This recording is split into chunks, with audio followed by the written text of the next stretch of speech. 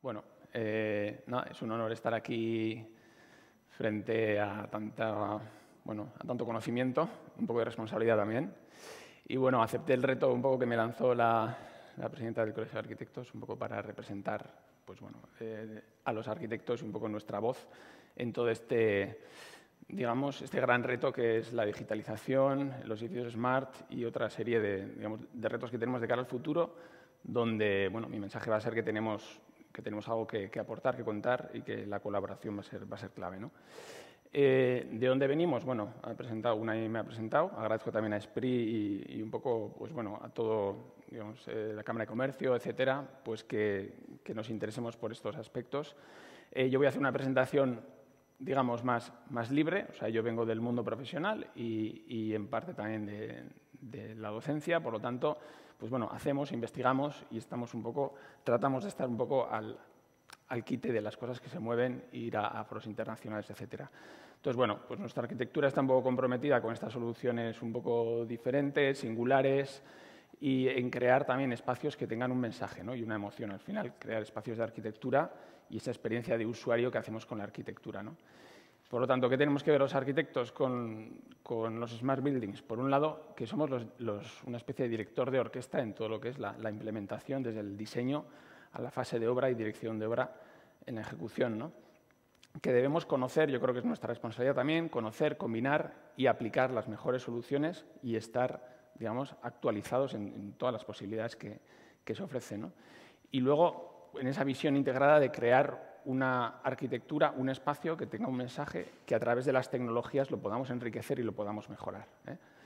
Entonces, los objetivos un poco de la pequeña presentación que os voy a hacer es qué retos a nivel amplio, global, tenemos y que debemos afrontar, cómo podemos crear nuevas soluciones, visiones y también negocios para que todo esto evolucione. Si no creamos negocios, está claro que las cosas tampoco van a evolucionar. Y tener en cuenta siempre que estamos tratando de mejorar la calidad de vida de las personas, que son las personas nuestro objetivo. La tecnología es un medio para conseguir ese fin, que es al final más confort, más seguridad, mayores comodidades, etcétera, a través de la arquitectura y de las tecnologías, ¿no? Entonces, ¿cómo lo voy a explicar? Pues voy a coger un índice, que son cinco grandes bloques temáticos, que es algo que hemos desarrollado propiamente, internamente, que una va a ser el cero residuo, cero fósil, ¿no? El segundo va a ser el diseño solar, el tercero va a ser las células urbanas, el diseño inteligente y los espacios con alma, que es un barrido, digamos, entre lo que es la parte más tecnológica y la parte más que tiene que ver con el diseño y la emoción. Pero ahí tenemos toda una serie de retos que voy a apuntar, ¿vale? Por empezar con un dato, el 30% de los materiales y los componentes que se llevan a obra acaban en desecho. Esto es una ineficacia brutal del sector de arquitectura que venimos trasladando. ¿Qué debemos hacer o cuáles son las vías en las que ya se investiga para darle la vuelta a esto, ¿no? Por un lado, la durabilidad. Cuanto más duren nuestros edificios, menos los vamos a tener que derribar, menos residuos vamos a generar. Por lo tanto, tenemos que pensar en cómo hacerlos más durables desde el propio diseño, ¿no? La reparabilidad y la perfectibilidad de esas construcciones. Cómo podemos mejorarlas sin tener que derribar, sin tener que demoler y volver a rehacer, ¿no? Y luego un tema que tiene que ver con los componentes y los materiales, que es la separabilidad. Cómo podemos hacer que los materiales que pongamos en obra puedan ser después reciclables, pensando desde el inicio en que se van a tener que poder separar. ¿Cuál es el objetivo? Que tengamos edificios más robustos, es decir, que duren más sostenibles y que ya estemos metiendo desde el propio inicio la circularidad dentro de nuestro concepto, ¿no? Ahí veis una imagen de un edificio que es un prototipo suizo en este sentido, donde cada elemento se puede desmontar y se puede reciclar de forma separada, ¿no? Y aquí hay modelos de negocio, es decir, tenemos, por ejemplo, la posibilidad de, cuando desmontamos unos materiales de derribo, podernos clasificar y podernos volver a meter dentro del propio ciclo de construcción como nuevos materiales, ¿eh? Para eso, por ejemplo, se están implementando en Dinamarca los que son el pasaporte, los materiales con pasaporte, ¿no? O sea, que tú, digamos, puedes trazar un poco de dónde vienen. Y todo esto que implica también la arquitectura, y es un mensaje que voy a repetir más de una vez, que todo esto también se tiene que trasladar hacia el usuario con una nueva estética y una nueva imagen, ¿no? Al igual que hoy en día estamos comprando zapatillas que tienen digamos, esa marca de la goma o el plástico que está reciclado y tiene ya su estética, los edificios también pueden tenerlo y ya lo están haciendo, ¿no? Por ejemplo, la imagen que tenéis ahí del edificio es un edificio donde es una planta industrial que se desmontó para hacer un edificio de viviendas, pero el problema es que toda la fábrica de ladrillo tiene digamos, la limitación de que no se puede separar el ladrillo del mortero. Pues bueno, estos arquitectos decidieron hacer un patchwork de elementos, volverlos a reciclar para crear una nueva fachada que además tuviera la textura y ese recuerdo de lo que ahí queda, ¿no? Es una aproximación compleja e interesante. Segundo aspecto de este primer punto, el cero fósil, ¿no? Cada día nos estamos despertando con más noticias que tienen que ver, pues bueno, con el impacto ya real que tiene el aumento de los gases invernaderos digamos, en nuestra vida cotidiana, ¿no? Y vemos que es, bueno, de manera muy desigual dentro del mundo, pero tenemos que avanzar, porque los avances que podamos hacer aquí también se pueden ser externalizados, se pueden ser comercializados en el exterior, ¿no? Tenemos, por un lado, lo que es el impacto en la propia construcción, de lo que es el carbono embebido, y, por otro lado, toda la parte operacional, que hay, seguramente otros compañeros hablarán del tema de mantenimiento y cómo afecta todo esto, ¿no? Ahí, bueno, indicar que con esa filosofía planteamos un poco uno de los primeros edificios Zero Carbon, ¿no? En los que no queríamos que hubiera energía fósil, y eso es el proyecto Ronaideo se basaba ahí, ¿no? En la fotovoltaica, solar térmica, geotermia, biomasa, para crear algo, un prototipo de algo que fuera 100% renovable y que no tuviera energía fósil, ¿no? Que ahora hemos visto, bueno, que es un poco la vía que queremos seguir. Y ahí también quería recalcar, ¿no?, ese compromiso de los arquitectos y los ingenieros de decir, ¿de verdad está funcionando esto que hemos diseñado? Tenemos que buscar ese feedback para tratar de mejorar. No vale con que hagamos algo y lo dejemos ahí, bueno, que siga su propia vida sin tener un poco ese compromiso, ¿no? Entonces, bueno, desde la Escuela de Arquitectura y el grupo de investigación en el que participo, también estamos investigando en ver, pues desde la simulación que hicimos a lo que ha sido la realidad, qué ha pasado, sacar conclusiones y tratar de replicar o mejorar en futuros diseños, ¿no?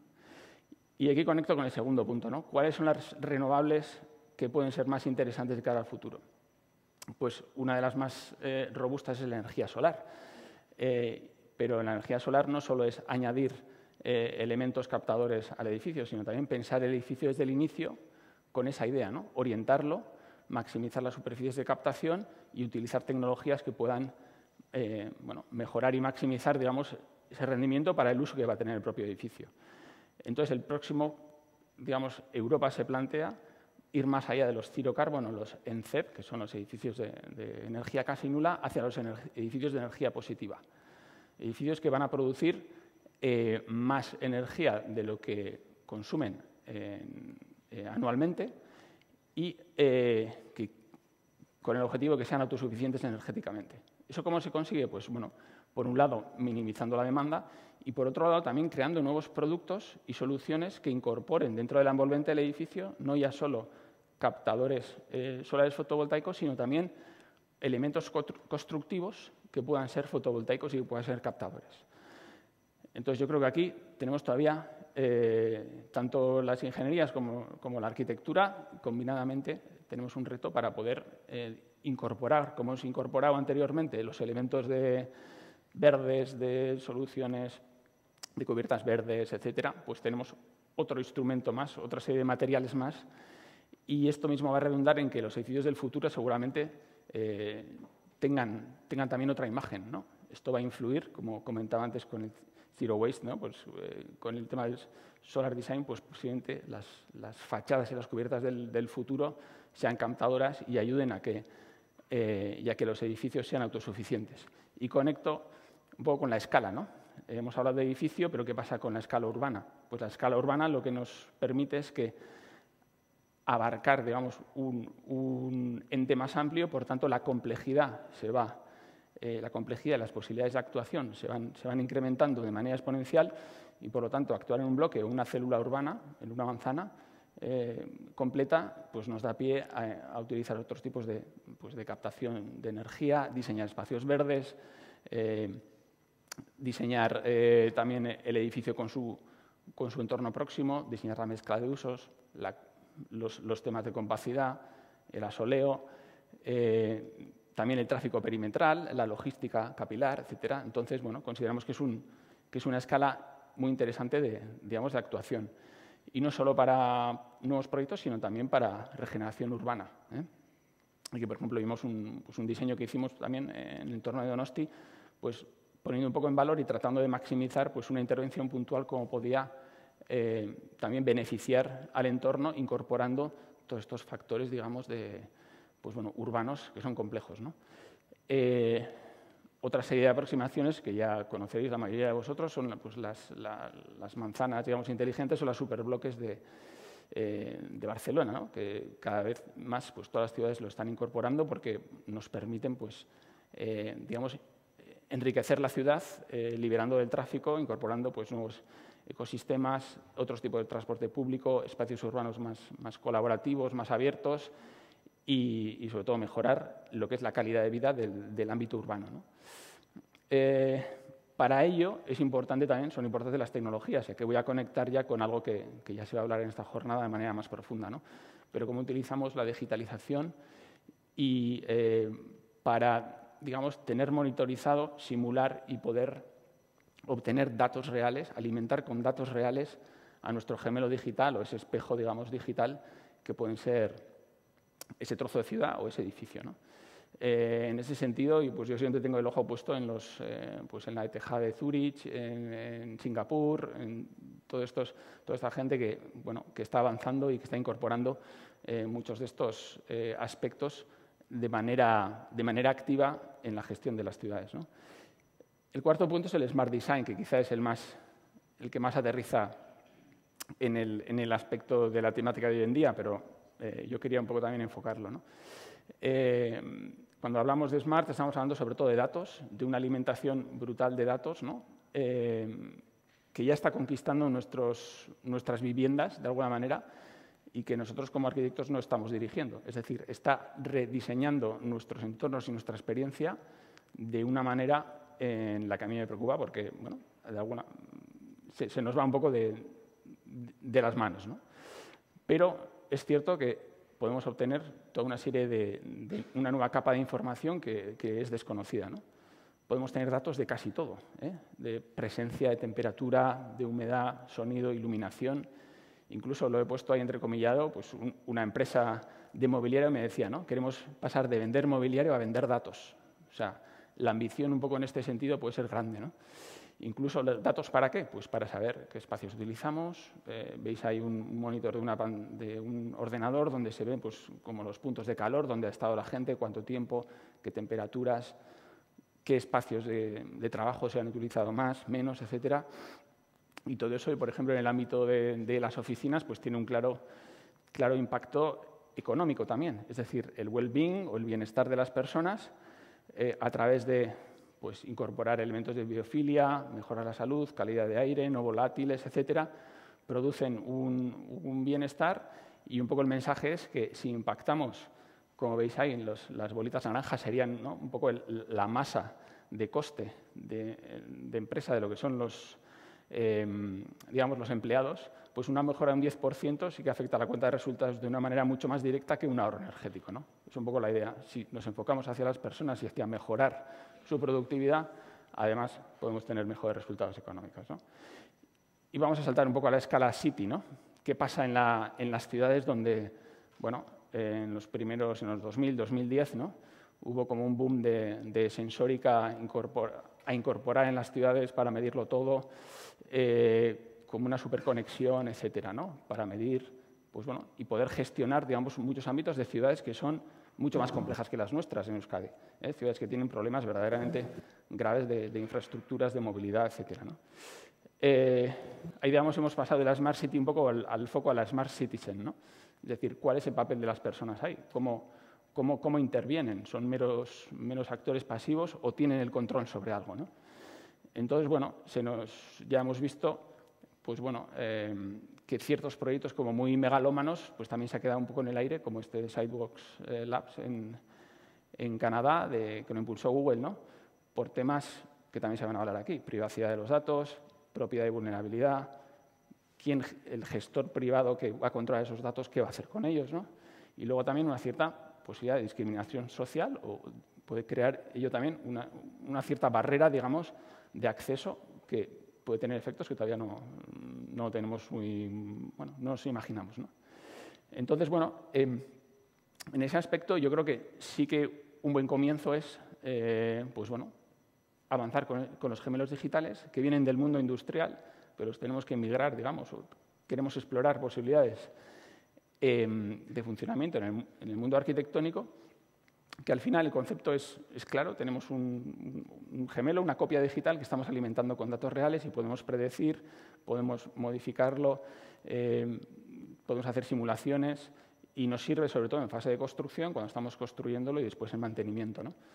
Entonces, bueno, eso tiene que avanzar. Yo creo que es un elemento que bueno, va a tener un proceso de maduración e incrementándolo de manera, digamos, sólida, pues podemos conseguir más aspectos. Y os voy a enseñar un par de proyectos donde intentamos hacer un poco, trasladar al espacio urbano estos elementos más smart, ¿vale?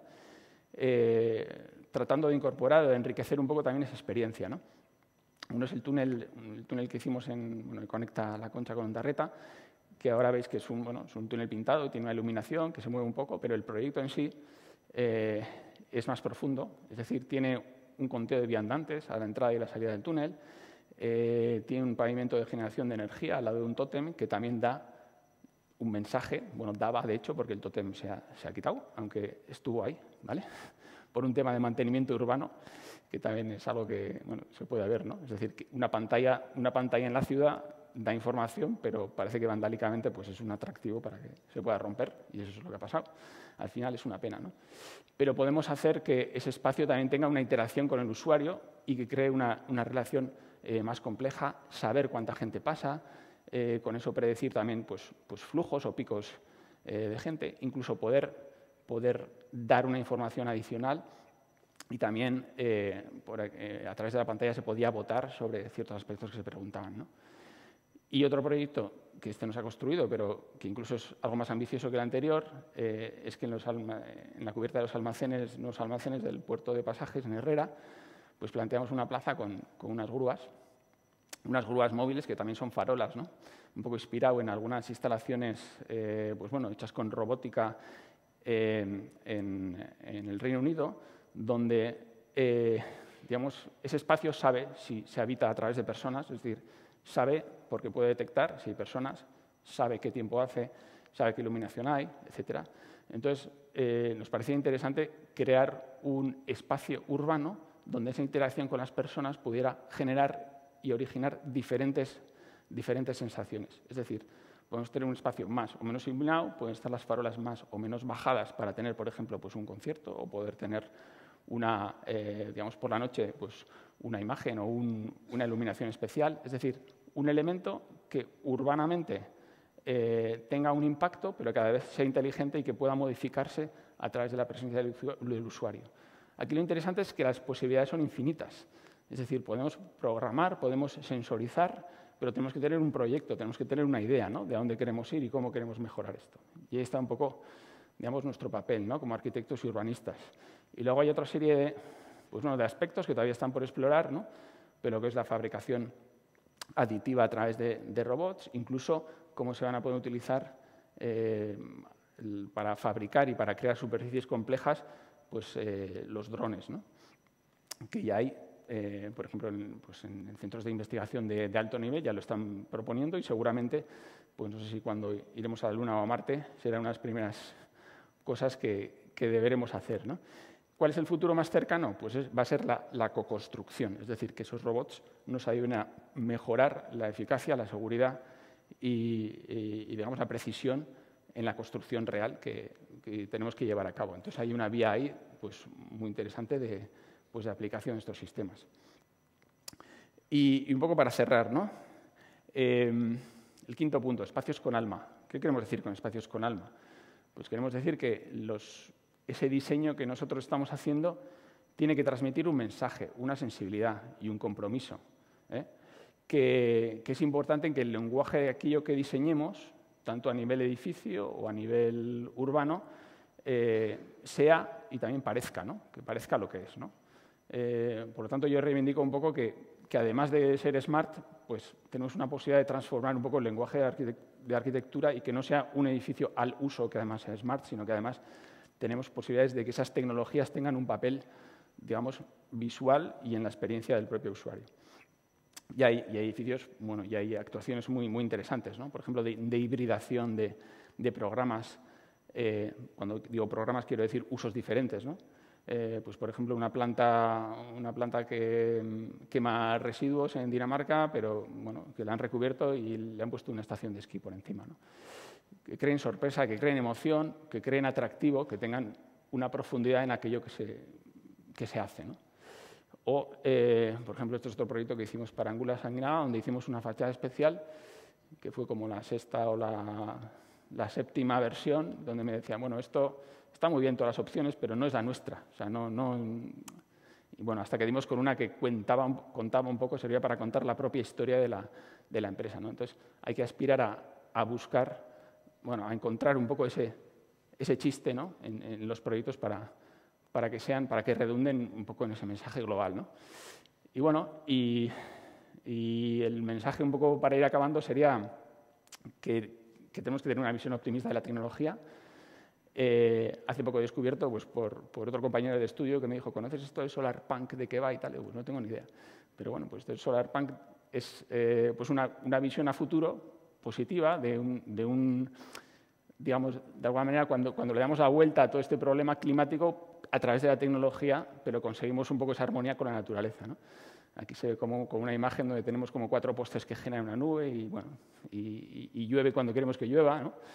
O un poco esta imagen más naif, ¿no? de la tecnología un poco con los valores. Bueno, yo creo que hay que tener un objetivo, ¿no? Hay que tener ese objetivo de que queremos un mundo mejor, un espacio mejor, y la tecnología es un medio. Para eso he utilizado un poco estos 5 componentes, ¿no? Que vuelvo simplemente a poneros en pantalla.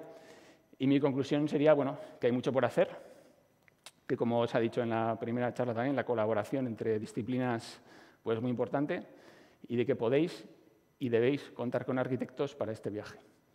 Eskerrik asko.